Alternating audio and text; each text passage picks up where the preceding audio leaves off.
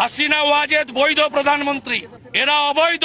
হাসিনা ওয়াজেদ প্রধানমন্ত্রী হিসেবেই ঢাকাতে শাহজালাল এয়ারপোর্টে নামবেন, স্যালুট দিয়ে নিয়ে যেতে হবে। দর্শক, পশ্চিমবঙ্গের নির্বাচনের পরে শুভেন্দু অধিকারী যখন এই ধরনের মন্তব্য করেন এবং তাদের নির্বাচনের বিজয়ী কিংবা পরাজয়ের সঙ্গে যখন শেখ হাসিনা বাংলাদেশের বৈধ প্রধানমন্ত্রী কিনা, শেখ হাসিনা শাহজালাল বিমানবন্দরে বৈধ প্রধানমন্ত্রী হিসেবে অবতরণ করবেন, তাকে স্যালুট দিয়ে বাংলাদেশের জনগণ নিয়ে আসবে, এই মন্তব্য রীতিমতো চাঞ্চল্যের সৃষ্টি করেছে এবং এই মন্তব্য বলে দিচ্ছে পশ্চিমবঙ্গে বিজেপির ভূমিধস জয়ে বাংলাদেশের সঙ্গে রাজনীতিতে বড় একটা প্রভাব ফেলবে পশ্চিমবঙ্গের রাজনীতি। এতদিন নানা কারণে মমতা ব্যানার্জি আলোচনায় ছিলেন, মমতার জন্য অনেক কিছু বাংলাদেশ পায়নি এরকম আলোচনা যেমন হয়েছে, তেমনি বিজেপি পশ্চিমবঙ্গে তাদের আধিপত্য বিস্তার করতে পারেনি বলে বাংলাদেশে প্রফেসর ইউনূস সরকারের আমলে ভারত বিরোধী যে রাজনীতিগুলো হয়েছে, এক ধরনের যুদ্ধংদেহী অবস্থা তৈরি করা হয়েছে, সেরকম প্রেক্ষাপটে বিজেপি খুব একটা পশ্চিমবঙ্গ থেকে কিছু করতে পারেনি। কিন্তু শুভেন্দু অধিকারীদের সবসময়ই সোচ্চার দেখেছি আমরা। সেই পরিস্থিতিগুলো এখন পাল্টে যাবে কিনা, ভারত বাংলাদেশ রাজনীতির ইকুয়েশনটা কি দাঁড়াবে, পরবর্তীতে আমরা কোন ব্যাপারের সাক্ষী হব, বাংলাদেশের সরকার কি ভাবছে, ভারতের সরকারের ভাবনার পরিবর্তন হবে কিনা, বাংলাদেশে সাম্প্রদায়িক রাজনীতি যারা করে তাদের বিজেপিকে সমর্থন করার একটা ব্যাপার থাকলেও উল্টো ব্যাপার যখন দেখছি, তখন বাংলাদেশের সাম্প্রদায়িক রাজনীতিবিদরা কিংবা রাজনৈতিক সংগঠনগুলো বিপদে পড়বে কিনা, এরকম নানা আলোচনা রয়েছে। কি ভাবছে বাংলাদেশ, কি বলছে বাংলাদেশের পররাষ্ট্র মন্ত্রণালয়, কি ভাবছে এখন ভারত? চলুন একটু হিসাবগুলো মিলিয়ে দেখি যে শুভেন্দু অধিকারীর এই বিজয়ের পরে শেখ হাসিনাকে নিয়ে মন্তব্যের পেছনে অন্য কোনো কারণ আছে কি না। থাকবেন পলিটিক্স টিভির নিয়মিত আয়োজনে।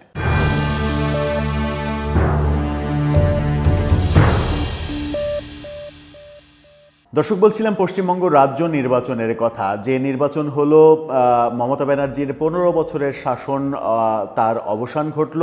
বিজেপি ভারতের স্বাধীনতার পরে প্রথমবারের মতো কলকাতা দখল করল। এই কলকাতা দখল করার ঘটনায় বর্তমান প্রধানমন্ত্রী নরেন্দ্র মোদী, তিনি যার পর নাই খুবই উচ্ছ্বসিত। তিনি বলেছেন যে কলকাতায় পদ্ম ফুটেছে। তিনি এক্স হ্যান্ডেলে একটা পোস্ট দিয়েছেন, তার পোস্টটা আপনারা দেখে নিতে পারেন।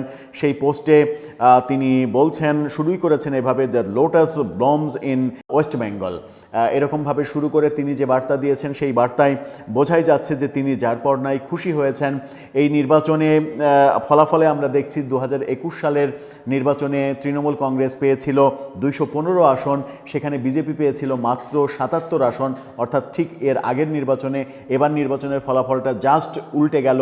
নির্বাচনের ফলাফল শীটটা যদি আপনারা একটু দেখেন তাহলে আমরা দেখছি যে তৃণমূল কংগ্রেস পেয়েছে মাত্র 82টি আসন আর বিজেপি পেয়েছে 205টা আসন, অর্থাৎ 2021-এর নির্বাচন একেবারে রিভার্স হয়েছে। 2021-এর নির্বাচনে বিজেপি পেয়েছিল 77 আসন, এবার তৃণমূল কংগ্রেস পেল 82 আসন।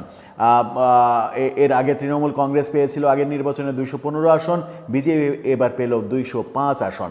তার মানে এই যে ভূমিধস বিজয়, অর্থাৎ পশ্চিমবঙ্গ যে একসময় বামপন্থী রাজনীতির দ্বারা প্রভাবিত ছিল, সেই রাজনীতি থেকে পরিবর্তিত হতে হতে, মানুষের পরিবর্তন হতে হতে এখন ধর্মাশ্রয়ী দল বিজেপি, তাদের কিন্তু আধিপত্য তৈরি হলো, যেটা ভারতের স্বাধীনতার পরে প্রথমবারের মতো এই ঘটনা ঘটল।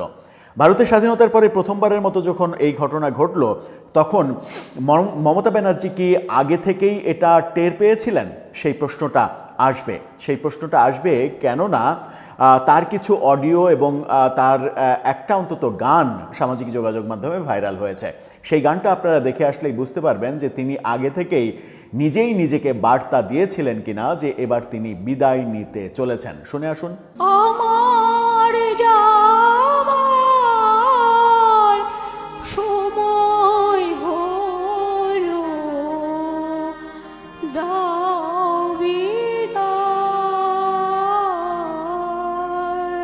এই যে বিদায় চাওয়ার গান, এই বিদায় চাওয়ার গানের মাধ্যমে তিনি আগেই বার্তা দিয়েছিলেন যে তার বিদায় হতে চলেছে, এরকমটাই ধারণা করা হচ্ছে। এখন আসা যাক বাংলাদেশের সঙ্গে রাজনীতিটা কোন দিকে যাবে। শুভেন্দু অধিকারী যে মন্তব্য করলেন, মানে তাদের বিজয়ের পরে তিনি শেখ হাসিনাকে নিয়ে মন্তব্য করলেন, শেখ হাসিনাকে বাংলাদেশের বৈধ প্রধানমন্ত্রী বললেন, শাহজালাল বিমানবন্দরে তিনি অবতরণ করবেন প্রধানমন্ত্রী হিসেবে এই কথা বললেন। এর বাস্তবতা আদৌ কি আছে? উত্তর হচ্ছে এর বাস্তবতা আদৌ নেই। হ্যাঁ, একটা ব্যাপার হতে পারে, সেটা হচ্ছে যে ভারত যদি মনে করে যে বাংলাদেশের ওপরে চাপ প্রয়োগ করা এবং সেই চাপে যুক্তরাষ্ট্রকে সহ নিয়ে একটা চাপ প্রয়োগ করার চেষ্টা যদি করে, তাহলে হয়তো সফলতা আসতে পারে, যেটা হচ্ছে যে আওয়ামী লীগকে রাজনীতি করতে দেয়া। আওয়ামী লীগের রাজনীতিতে ফেরাটা হয়তো একটু দ্রুততার সঙ্গে হতে পারে পশ্চিমবঙ্গের এই সরকার বদলের ক্ষেত্রে। তাছাড়া অন্য কোনো ঘটনা ঘটার সম্ভাবনা খুবই কম। কিন্তু একটা ব্যাপার খুবই লক্ষণীয়, সেটা হচ্ছে যে ভারতের এই বিজেপি হিন্দুত্ববাদী সংগঠন এবং সাম্প্রদায়িক রাজনীতি যারা মূলত করে, তাদের যখন পশ্চিমবঙ্গে বিজয় হলো, তখন বাংলাদেশের সাম্প্রদায়িক রাজনীতি যারা করে তাদের খুশি হওয়ার কথা ছিল। কিন্তু বাংলাদেশে সাম্প্রদায়িক রাজনীতি করে কিংবা সাম্প্রদায়িক রাজনীতিকে সমর্থন করে, সাম্প্রদায়িক রাজনীতির জোট করে, সাম্প্রদায়িক রাজনীতিকে ভোট দেয়, এরকম অনেকের সামাজিক যোগাযোগ মাধ্যমে লেখালেখি দেখছি যে পশ্চিমবঙ্গে দীর্ঘদিন ধর্মনিরপেক্ষ শাসন ব্যবস্থা তার পতন হলো, পতন হয়ে সাম্প্রদায়িক শাসন ব্যবস্থা চালু হলো। ব্যাপারটা খুবই হাস্যকর। মানে আমি আমার দেশে সাম্প্রদায়িক রাজনীতি করব কিংবা সমর্থন করব কিংবা ভোট দেব, আবার পশ্চিমবঙ্গে আমি চাইব ধর্মনিরপেক্ষ রাজনীতি হোক, ওখানে ধর্মনিরপেক্ষ সরকার হোক, ওখানে সাম্প্রদায়িক শক্তি যেন না আসে। ব্যাপারটা মজার। ব্যাপারটা আজকে সারা দিনই, মানে যখন থেকে রেজাল্টের আভাস পেতে শুরু করেছে তখন থেকেই এই লেখালেখিগুলো আমরা দেখছি। এই ফলাফলের উপরে কি হতে পারে, বাংলাদেশের রাজনীতিতে কি প্রভাব পড়তে পারে? একটা বললাম যে শেখ হাসিনার মানে ফেরাটা না, শেখ হাসিনার দলের রাজনীতিতে ফেরাটা হয়তো আরও অধিকতর সহজ হতে পারে। একটা দুইটা হচ্ছে বাংলাদেশের যারা সাম্প্রদায়িক রাজনীতি করে এবং প্রফেসর ইউনূসের আমলে যারা ভারত বিদ্বেষী রাজনীতি প্রতিষ্ঠিত করার চেষ্টা করেছে, ভারত বিদ্বেষী বহু ভূমিকা পালন করেছে, ভারতীয় দূতাবাসে পাথর মেরেছে, ভারতীয় দূতাবাসের ইট খুলে নেওয়ার ঘোষণা দিয়েছে এবং সেভেন সিস্টার্স, চিকেন নেক এগুলো নিয়ে স্বয়ং প্রধান উপদেষ্টা থেকে শুরু করে তার সাঙ্গপাঙ্গরা যে সকল কথাবার্তা বলেছেন, তাদের জন্য একটি খারাপ খবর হতে পারে পশ্চিমবঙ্গের বিজেপির সরকার গঠন। খারাপ খবর এই কারণেই হতে পারে যে পশ্চিমবঙ্গ তো মানে বাংলাদেশের অধিকাংশ যে বর্ডার, সেই বর্ডার তো পশ্চিমবঙ্গের, তো সেটা বাংলাদেশের রাজনীতিতে প্রভাব বিস্তার করার যথেষ্ট সম্ভাবনা রয়েছে। আবার কেন্দ্রীয় সরকার এবং রাজ্য সরকার যখন এতদিন মমতার সঙ্গে কেন্দ্রীয় সরকার পেরে উঠছিল না, সেই ক্ষেত্রেও একটা তাদের ভূমিকা বাংলাদেশের রাজনীতিকে প্রভাবিত করতে পারে। এটা গেল বাংলাদেশের রাজনৈতিক মানে সাম্প্রদায়িক রাজনীতি যারা করে তাদের প্রেক্ষাপট, তাদের ব্যাপারটা তাদের জন্য নেগেটিভ হতে পারে। আবার পজিটিভ ব্যাপার যেটা হতে পারে সেটা হচ্ছে যে মমতা ব্যানার্জির কারণে আমরা এতদিন, আওয়ামী লীগ সরকারও অনেক চেষ্টা করে তিস্তার পানি বন্টন চুক্তি সেটা বাস্তবায়ন করা সম্ভব হয়নি, তিস্তার পানির হিস্সা আমরা ঠিকভাবে বুঝে পাইনি। এবার যখন নরেন্দ্র মোদীর দল কলকাতা মানে পশ্চিমবঙ্গ শাসন করছে, তখন কেন্দ্রীয় সরকারের এর আগের যে সদিচ্ছা ছিল, সেই সদিচ্ছা যদি থাকে এবং বিএনপি সরকার যদি আওয়ামী লীগের মতো ভারতের সঙ্গে সম্পর্কটা বন্ধুত্বপূর্ণ পর্যায়ে নিয়ে যেতে পারে, তাহলে তিস্তার পানি হিস্সাটা আমরা হয়তো আগের চাইতে বেটার সলিউশন পাওয়ার দিকে যেতে পারি।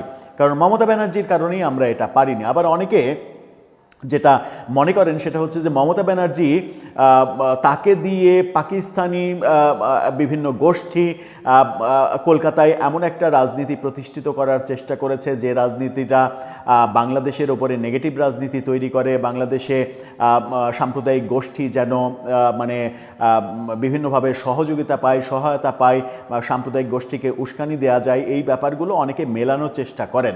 কিন্তু আমার ব্যক্তিগতভাবে মনে হয় না যে তৃণমূল কংগ্রেসের সঙ্গে কিংবা মমতা ব্যানার্জির সঙ্গে পাকিস্তানি কোনো গোষ্ঠীর যোগসাজশ ছিল, যে যোগসাজশের মাধ্যমে তারা নিজের দেশকে ক্ষতিগ্রস্ত করবে, নিজের দেশকে বিতর্কিত করবে, পার্শ্ববর্তী দেশের বিভিন্ন গোষ্ঠীর পারপাস সার্ভ করার জন্য এগুলো করবে। এতটা নীতিহীন দেশ বিরোধী ভারতীয় রাজনীতিবিদরা, এটা আমার এবং মমতা ব্যানার্জি এতটা নীতিহীন হবে এটা আমার কাছে বিশ্বাসযোগ্য মনে হয় না।